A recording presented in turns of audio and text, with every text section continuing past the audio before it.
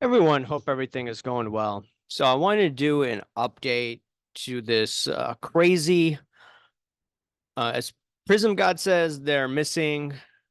I would say they're stolen based on the information that I have. Now, I could change my mind based on if other information comes out, but he said it's a matter of semantics, wording, the whole nine yards. And this is still a crazy case. Now, David Kahana posted this on Blowout Forums. He said the top 5 stolen cards. Some of them have been released and been taken care of. One of them was Dennis Rodman short print nicknames.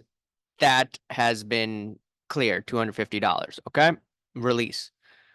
Now, the two cards in question in regards to Prism God. So Bill Russell exquisite numbers, number out of 16. That was a card that was then given, I think it was sold slash traded to Windy City Sports Cards, and they're valuing it at 40K. And that hasn't been resolved. Okay.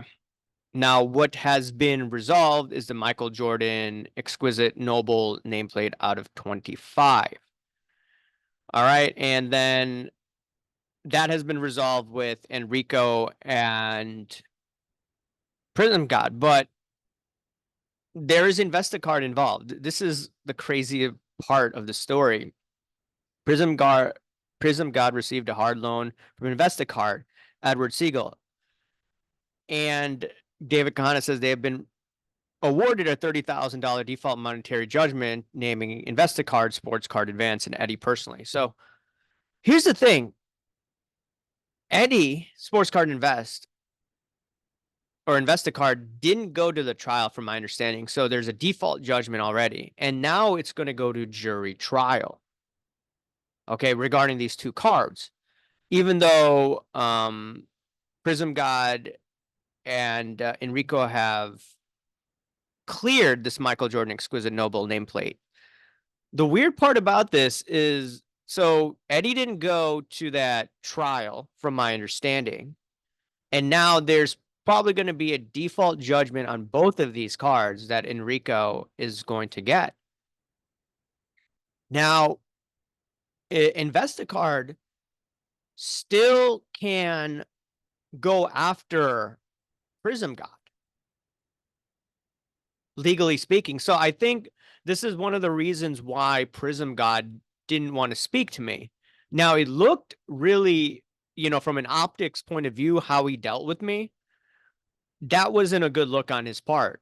But now I could understand why he wouldn't want to talk to me. If I were him, I would be like, hey, look, thank you for reaching out. This Michael Jordan nameplate card has been, you could take a look at the contract that you posted, or you could reach out to David Kahana for that and leave it at that and say, like, I'm not going to be speaking on this as of right now. If he had said that and, not calling me a clown or saying that, hey, look, another minority shouldn't be talking about another minority in this hobby. I mean, that was just bad for optics. I'm just calling a spade a spade.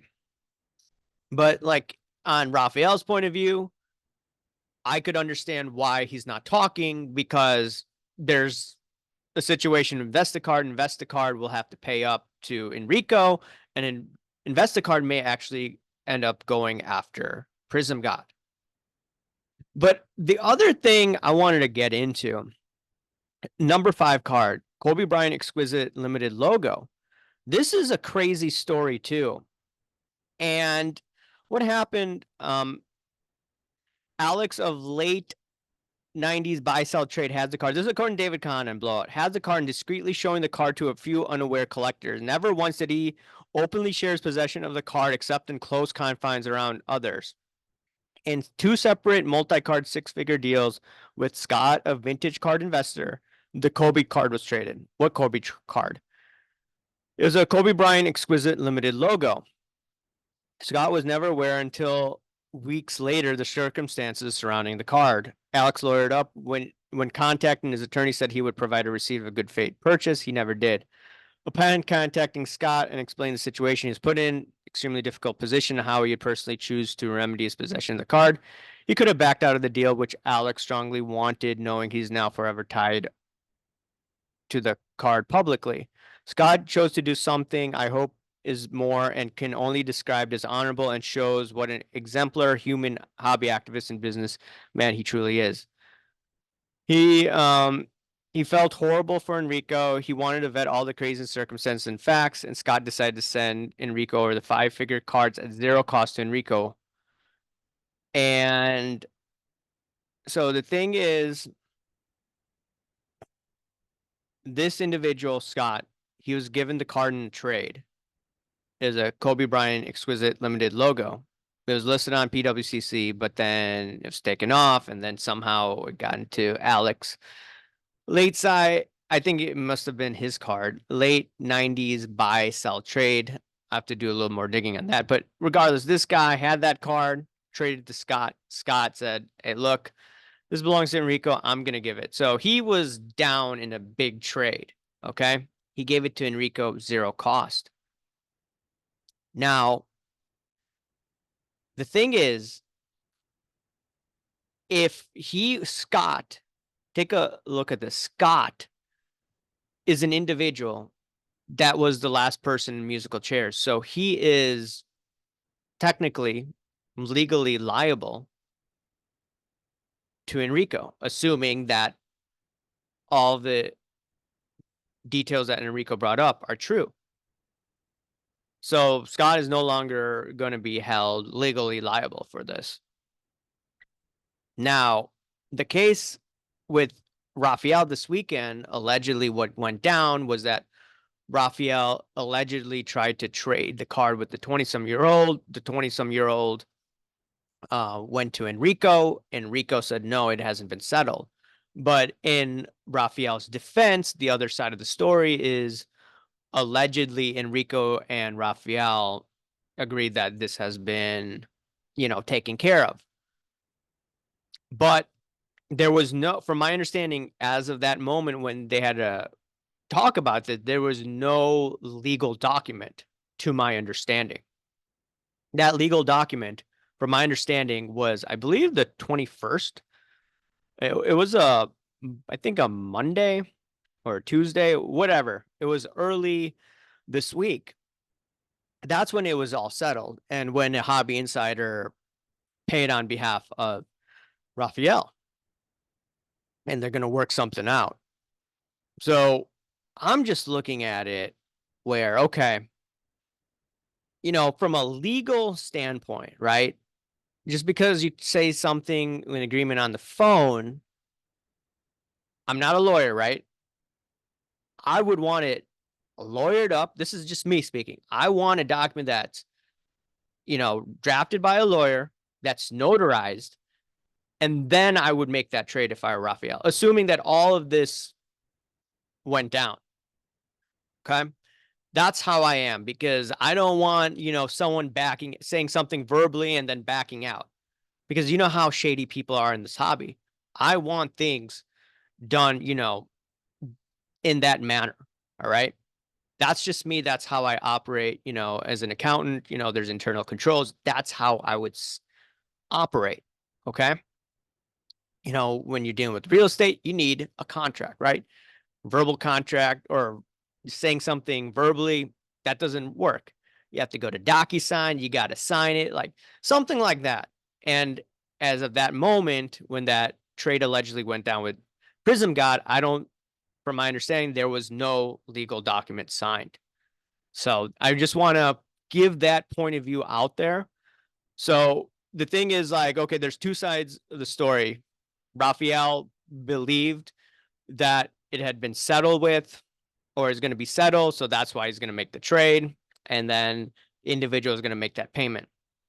Or two, hanky panky was involved, and that's what people have to decide on this. And that's why I've been saying carefully, there's been allegations of Prism God doing this, but there's story number one or story number two, where he was trying to do the hanky panky, where a situation like this emerged, where Alex was trying to hand off the card to Scott, where Alex would no longer be liable for that card, even though Scott probably could go after him legally.